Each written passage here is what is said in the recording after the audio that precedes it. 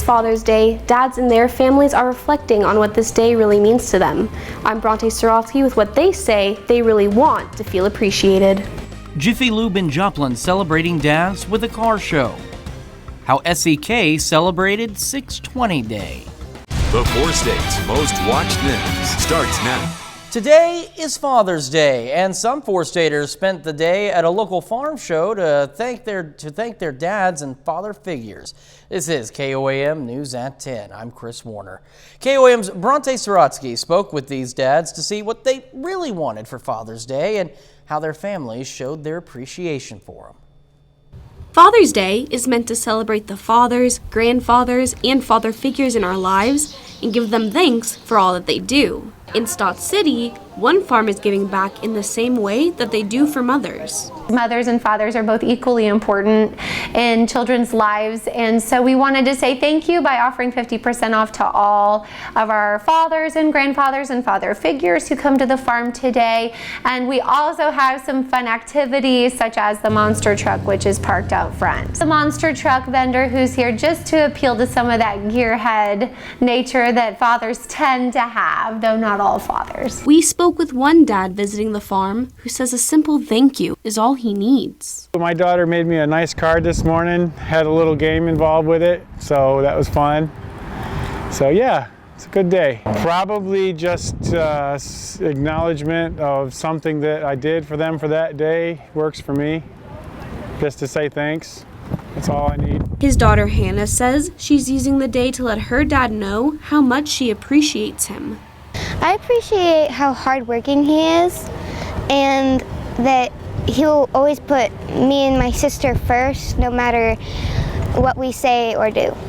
And it doesn't matter what he wants, he'll do anything for us. He's always been there for me, and I just want to make sure that he knows that I appreciate him. Another local dad shared the same feeling. Call, say Happy Father's Day. I've got everything. I mean, I don't need nothing. You know, I work all the time. He says he and his own father are happy just to hear someone wish them a happy Father's Day. I called my dad 7:30 this morning. He's up in nursing home in Harrisonville. And I called him, and he don't want nothing. All he wants is just somebody say hi, Happy Father's Day, and that's all I want. In Stott City, Bronte Starofsky, KOAM News. Well, Jiffy Lube in Joplin took time to honor dads today as well by hosting a car show. Officials say it's the first time they've ever done anything like this.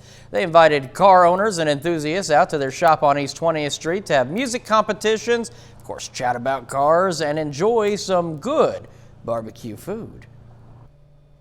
We're a new location. We want to bring, a lot of positive light to our new location here. It's Father's Day. We wanted everybody to get together, be positive, and really be a part of the Joplin community. Ward says they're hopeful they can do more shows like this in the future. And today is more than just Father's Day. It's also June 20th, of course, which is 620 Day or 620. So folks living in that area code got together in Pittsburgh for the 3rd annual 620 Day. Some of downtown Broadway was blocked off so folks could enjoy tasty treats, live music, local vendors, and even some cool activities like wall climbing. We ran into a sister who lives in Pittsburgh who was showing her town to her little brother who lives in another state. She says 620 Day is the perfect day to show off the city she calls home. So my brother lives in Iowa right now. He's just visiting for a couple of weeks, and so I just kind of wanted to show him what the Pittsburgh community was all about and why I've stuck around so long. So just showing him all the local places that I like to hang out and spend my money. Peyton's little brother Mace tells us the wall climbing was his favorite 620 Day attraction.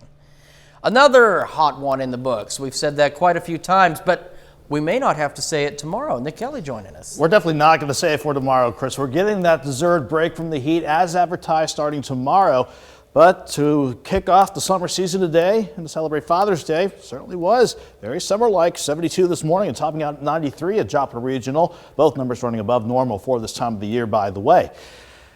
Most of us were quiet to start the evening out, but ever since 6 or 7 o'clock, ahead of the approaching cold front, we have noticed scattered thunderstorms developing mainly on the Kansas side to start this late night out. Any rain out there right now is around Fort Scott, let's say close to Gass, Iola, and then picking back up around Neodesha and Fredonia, including another few areas of rain trying to develop around the Yates Center. But all these storms are developing ahead of our cold front that will bring quite a change in temperature starting tomorrow. Most of us are in the mid-80s right now, near 80 by midnight, and that's the warmest we'll be throughout the day tomorrow. With these periods of rain and storms, with that front passing through, Chris, these temperatures will stay in the 60s, maybe 70s, so that is quite a shock to the system, but a break from the heat that we deserve. And we'll see if this lasts throughout the week here in a bit. It's a nice break, but it's going to feel almost cold out there. Absolutely. Nick, thank you so much.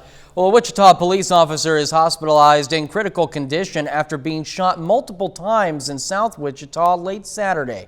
It happened in the 500 block of West Carlisle shortly after 10 o'clock.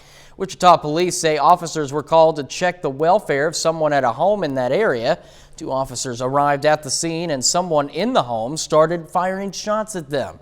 One of the officers was struck multiple times and was rushed to the hospital in critical condition. Police say more officers showed up and more shots were fired. The suspect was in the home, was killed in the incident. No one else was hurt. The Kansas Bureau of Investigation was called in to assist in the case. The nation is still trying to reach President Biden's goal of having at least 70% of American adults at least partially vaccinated by July 4th. Concern is growing over the new COVID-19 variant, which scientists believe is more transmissible and could cause more severe disease. Mola Linghi reports from New York. President Biden marked Father's Day in Delaware as the nation inched closer to his goal of having 70% of adults at least partially vaccinated by July 4th. The reality is we are vaccinating a large portion of the American population. Appearing on Face the Nation, former FDA Commissioner Dr. Scott Gottlieb says the U.S. will need to adopt a new strategy to reach the unvaccinated. Now we need to think about trying to push out the vaccine into community sites where people could get it delivered to them through a trusted intermediary. That's going to mean doctors' offices, schools, places of employment. Nationally, 65% of adults are at least partially vaccinated, but 30 states lag behind, with Mississippi, Wyoming, Alabama, and Louisiana at the bottom. Variants continue to pop up and to spread. With the dangerous Delta variant on the rise, experts say getting the shot is more important than ever. The variant could win this race if we do not increase the proportion of people in the state who are fully vaccinated more quickly. The variant, now identified in more than 40 states, is believed to be more transmissible and could soon become America's dominant COVID threat. As weather warms up, people may be going inside to air conditioning. That's why everybody needs to be vaccinated. To help reach the Biden administration's goal, D.C. Mayor Muriel Bowser and Dr. Anthony Fauci spent the Juneteenth holiday going door to door, telling people about the perks for getting vaccinated. If he goes today, he could get 2 free airline tickets if he wins. President Biden is set to travel to Raleigh, North Carolina this week to encourage more people to roll up their sleeves. Mola Lenghi, CBS News, New York. Now, unless the pace of vaccinations more than doubles every day until Independence Day, President Biden may not reach his target. And we take this time now to honor one of our many 4-state heroes. Petty Officer First Class Jesse Deaton served in the Navy in Vietnam aboard 3 ships, the USS Yorktown, the USS Kawashiwi, and the USS Delta, his hometown, Wyandotte. And we're proud to recognize Petty Officer First Class Jesse Deaton, tonight's 4-state hero. And of course, remember to learn more about our other heroes or to nominate one of your own, just head over to our website at KOAMNewsNow.com. And that is a look at our top stories and a quick check of that forecast in the KOAM News at 10. Still ahead, leaders from the Republican and Democrat parties say they may be close to an agreement on an infrastructure proposal. And a little later, the backbone fire in Arizona displacing families and their pets. We'll tell you how one shelter is helping out. The Republican and Democratic co-chairs of the Problem Solvers Caucus say they're optimistic about coming together on a proposal for infrastructure. Their framework for a bill calls for adding more than $750 billion over an 8-year period. But even they admit not everyone in Congress will be on board. John Lawrence reports. There's been some progress on Capitol Hill regarding the Biden White House's infrastructure plan. Last week, I heard from a lot of my colleagues saying, I just need to look at one other issue. You know, can you do this? Can you do that? But there's a lot of interest in having a bipartisan proposal. 21 senators, 10 Democrats and 11 Republicans, are inching closer to a bipartisan deal on parts of the proposal. If you want to work with Republicans to spend $1 trillion on infrastructure, it's available to you. If you don't want to go that route and you pick a $6 trillion reconciliation package, I think you'll get a lot of pushback from every Republican. Speaking of pushback, Senator Bernie Sanders is calling for a larger price tag for the bill to cover issues like climate change. I sometimes think we get boggled down in numbers, and that's important, but we got to look at what the needs are of the American people, what's going on right now. And as talks continue, the clock keeps ticking. When you come out of a pandemic, America suddenly understands we've got real fractures in many areas. That's how we got Social Security. That's how we got Medicare. Now it's the time to act, and we need to do it this summer. I'm John Lawrence reporting. Some moderate Democrats, including West Virginia Senator Joe Manchin, says they're leery about the cost of Sanders' plan, and some have hinted that they will not support it. Nearly 45% of the U.S. population is now fully vaccinated against the coronavirus. That's 149 million Americans, according to the CDC. The 16 states have already reached President Joe Biden's goal to vaccinate 70% of adults with at least one dose. That includes some states with large populations like New York, California, and Pennsylvania. 14 more states have vaccinated more than half of their residents and are well on their way to the president's goal. The current pace of COVID-19 vaccinations in the U.S. is about 1.3 million doses a day. Well, hot again, but with a good breeze, and changes are on the way. Nick Kelly's up next with his complete forecast. We are full.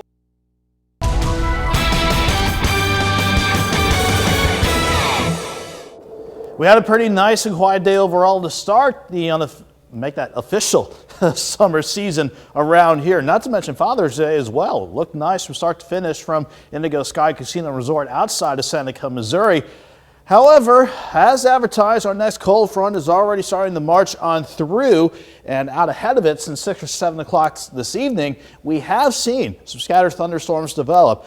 On the very far northern and western fringes of the viewing area, as these storms got going, they did try to prompt some severe thunderstorm warnings with mainly quarter-size hail, 60-mile-per-hour wind gusts, but these storms certainly looking less impressive right now. But any of the storms that we do have on the board continuing to move east-southeast, while our main cold front is still right around the turnpike. But even at the strongest, these storms here producing maybe moderate to maybe a few occasional heavy pockets of rain, and at the worst, maybe some small hail and wind gusts between 40 and 50 miles per hour. Throughout much of the evening, it's been quiet in Joplin. Occasionally, though, we have noticed some lightning strikes from those storms way out in southeastern Kansas. But Joplin, you are dry right now, but warm and muggy. It's 84 degrees, feeling like 88 with dew points sitting in the upper 60s. Most of us are still in the mid 80s right now. It is going to be a warm start to the overnight, but as soon as we get this cold front to roll on through, we are definitely going to notice a big change in temperature starting tomorrow morning. Fortunately, any good chances for severe weather staying around the St. Louis area and then working up into the Great Lakes once you get outside of Chicago. Here's the surface setup. Not just one, but two cold fronts. The first one is helping to ramp up our rain and thunderstorm chances going into tomorrow. Then the trailing cold front will make sure we turn chilly for Tuesday morning. Not to mention the upper level setup giving us a nice change of pace. This upper level ridge that was centered right on top of the central and southern plains, it's shunted back to Arizona. And now we're seeing these disturbances right along the jet. And finally, giving us that much-deserved break from the heat. Let me show you what I mean. The Future Track's doing a good job picking up on the storms out there right now, and temperatures still in the lower to middle 80s. But at midnight, temperatures near 80, and I think this is the warmest that will be throughout our entire Monday ahead of us. Let me show you. By 6 a.m., the first front rolls on through. We'll still have some scattered rain and storms out there, nothing severe expected. But look at these temperatures across the area. In the 60s through the morning, to start the afternoon out, and then with some clearing skies as the thunderstorm chances taper off, maybe some lower 70s popping up on the Kansas side and maybe to the north of Lamar. But you'll definitely notice that big shift in the temperatures tomorrow. 67 in the morning around Joplin, 63 by noon, and we'll try to rebound to 66 by 4 o'clock. Maybe Joplin pushing near 70 before we hit sunset in the evening, but looking great, if not chilly, for Tuesday morning before we go back into the upper 70s with mostly sunny skies on Tuesday. Rain chances here won't amount to much, but at the heaviest, 1/4 to 3/4 of an inch, with some spots trying to push close to an inch of rain. So while these thunderstorm chances are around tomorrow, I'm not worried about anything severe or a flooding threat, but behind it, 52 Tuesday morning, 79 Tuesday, 83 Wednesday. These 2 days look really nice. Before we went back near 90 on Thursday, and then we'll watch for another system by the weekend, Chris. But all in all, this is looking a lot better than where we've been over the past several days. It does look pretty nice. Not your typical start to summer, but not bad either. You can't complain. We'll take this start for sure. I like it. Nick, thank you so much. Well, the Cardinals back in action today after Saturday's postponement. Yeah, they're making that game up today with the doubleheader against the Braves, so we'll have the details on that coming up. Plus, the Outlaws hit the road for a quick trip to Jefferson City. We have it all next.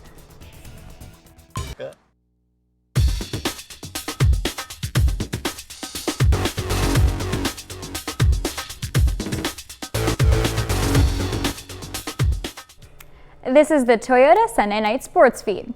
The Joplin Outlaws own the first place spot in the South Division. Jefferson City is right on their tail with just one more loss. Today, the two teams meet for the first time this season.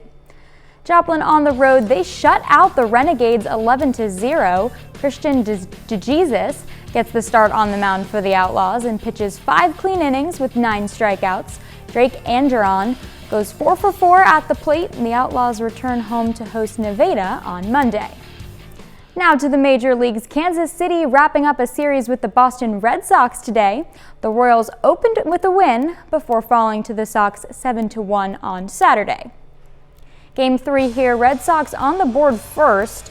Enrique Hernandez gets his 6th homer of the season, a 2-run shot, but the lead doesn't last long for Boston. In the third, Salvador Perez gets this one to drop in center. Whit Merrifield comes around to score. It's a tie game. And then the bases loaded. Jared Dyson, he'll take full advantage of it here. A double that scores Perez and Adalberto Mondesi. The Royals on top, and they'll keep the lead. Whit Merrifield adds more in the 6th. Here's a 2-run homer from him, and the Royals win 7-3. After a mid-series break, the Cards and the Braves resume play today with the doubleheader. The Braves currently lead the series 2-0. The Cards have scored just 1 run in those 2 games. That changes today. In his first at-bat, Nolan Arenado sends one over the wall in left. Cards take an early 2-0 lead. In the 4th, Yadier Molina goes back up the middle. The RBI single scores Tyler O'Neill. Next inning, Paul Goldschmidt doubles the St. Louis lead. A 3-run bomb makes it 6-1. Goldschmidt back at the plate in the 6th. With the bases loaded, he finds the grass in left. Adam Wainwright scores. A nice day for Wainwright. He pitches all 7 innings, strikes out 11, and the Cardinals cruise to a 9-1 win. In Game 2, the series finale here, and the St. Louis offense comes to a screeching halt. Just 2 hits in this game. Braves not much better, but Atlanta gets the 1-0 win. Ronald Acuna Jr. with the lone run of the game, a home run in the 3rd. St. Louis stays on the road. They'll make a quick visit to Detroit for a pair of games to start the week. We're back with more news after this. A shelter in Arizona is helping keep family pets safe for evacuees hoping to leave their homes because of the Backbone fire. Emma Lockhart explains. As crews fight the raging Backbone fire, there's now a safe haven for people fleeing the area to bring their pets. Our emergency response team deployed today to Payson. The Arizona Humane Society set up a temporary animal shelter at Rim Country Middle School in Payson. A team of 6 is there, taking in cats and dogs. Right now, we're assisting the Humane Society of Central Arizona because their shelter is full. Bretta Nelson with AHS wants to get the word out there. One of the biggest things when these fires hit is people are scared to evacuate without their pets, and oftentimes they don't think there's a place for their pets to go. Nelson wants people to know their pets will be taken care of. If there's an emergency, a veterinarian and medical animal tech are there. We're examining pets. We will vaccinate them upon intake free of charge. The Backbone fire sparking up during a demanding time for the Arizona Humane Society. We've deployed about 36 team members in the last 2 weeks. While it provides resources in Payson, help is still needed here in the valley as temperatures soar. None of the work in Phoenix goes away. I mean, we're in our summer months right now. So the number of heat calls that we're receiving, that our field team's going out on, is extreme as well. And there's another shelter open for people who have livestock. We're going to be right back with milkshakes after this. Many have served. Does your milkshake bring all the boys to the yard? Well, if so, then today is your day, the National Vanilla Milkshake Day. Now, milkshakes started appearing in the late 1800s and were made with cream, eggs, and sometimes whiskey or other alcoholic tonics. Visitors to Florida's Panhandle and the Virgin Islands know a similar drink called a bushwhacker, and it's still popular on those beaches. For everyone else, feel free to add a little extra flavor to your vanilla milkshake. They can come in the form of chocolate, whipped cream, a cherry, or anything else that you like. And with the temperatures we've had, good time for milkshakes, but it's going to cool down. Yeah, we'll have a midnight high of around 80, then we'll be dropping through to 60s throughout the day, Chris, along with rain chances. Much needed break from the heat. All right, Nick, thank you so much, and thank you for making us part of your night.